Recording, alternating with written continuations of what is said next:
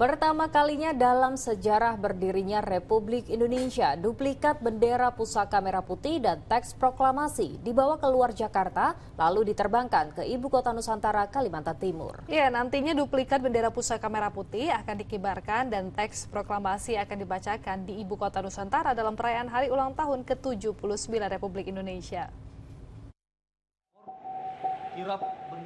Perayaan hari ulang tahun Republik tercinta ini lain dari biasanya. Duplikat bendera pusaka merah putih yang biasanya dibawa ke Istana Merdeka yang jaraknya tidak jauh, kini akan dibawa menyeberangi lautan dan melintasi pulau menggunakan pesawat. Bendera pusaka merah putih yang dibawa ini merupakan duplikat ketiga. Sejak tahun 1968, bendera pusaka yang asli buatan Fatmawati sudah tidak bisa digunakan karena rapuh. Pengambilan duplikat bendera pusaka merah putih dan teks proklamasi diemban pasukan Purna Pengibar Bendera Pusaka atau Paskibraka 2023.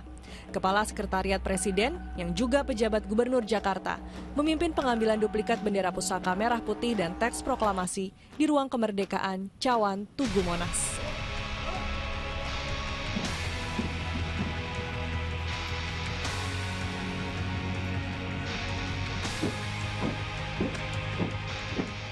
Dua benda bersejarah bagi Republik Indonesia berada di pangkuan dua anggota pasukan Purna Paskibraka 2023, Kacina Ozora dari Provinsi Kalimantan Tengah yang membawa duplikat bendera pusaka merah putih, dan Keila Azahra Purnama dari Provinsi Sumatera Selatan yang membawa teks proklamasi selama berada di atas kendaraan taktis Maung. Kirap duplikat bendera pusaka merah putih dan teks proklamasi dimulai.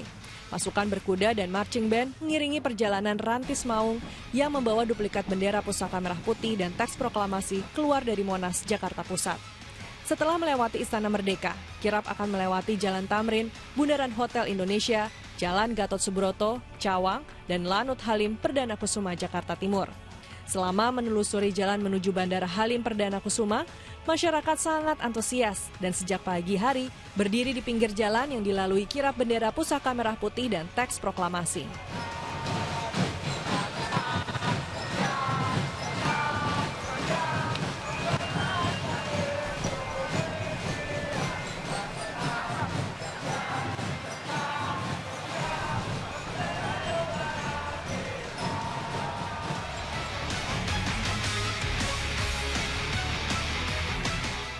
Seru sih, senang, sama bagus aja ngeliatnya semuanya.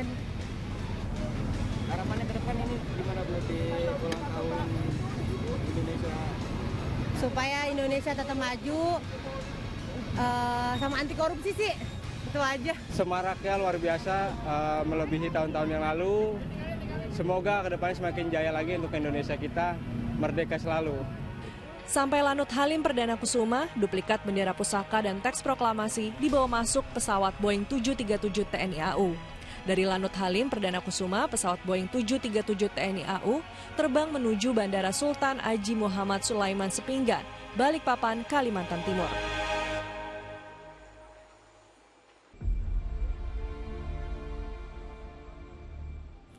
Setelah menempuh 2 jam perjalanan udara, duplikat bendera pusaka dan teks proklamasi tiba di Bandara Sepinggan, Balikpapan, Kalimantan Timur. Di sini, duplikat bendera pusaka merah putih dibawa anggota Purna Paskibraka 2023, Naila Aulita Al-Kubra Sinapoy dari Provinsi Banten. Sementara teks proklamasi dibawa Lili Wenda dari Provinsi Papua Pegunungan. Turun dari pesawat, duplikat bendera pusaka merah putih kembali naik Rantis Maung menuju Istana Garuda di Ibu Kota Nusantara. Untuk mencapai Istana Garuda di Ibu Kota Nusantara, dibutuhkan waktu tempuh sekitar 2 jam. Kirap kembali dilanjutkan. Keluar dari Bandara Sepinggan, Balikpapan, tidak ada iring-iringan marching band dan pasukan berkuda.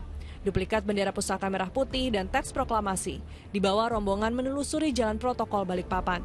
Setelah menelusuri jalan serta menembus hutan Kalimantan Timur, Purna Paskibraka 2023 dan rombongan tiba di Istana Garuda.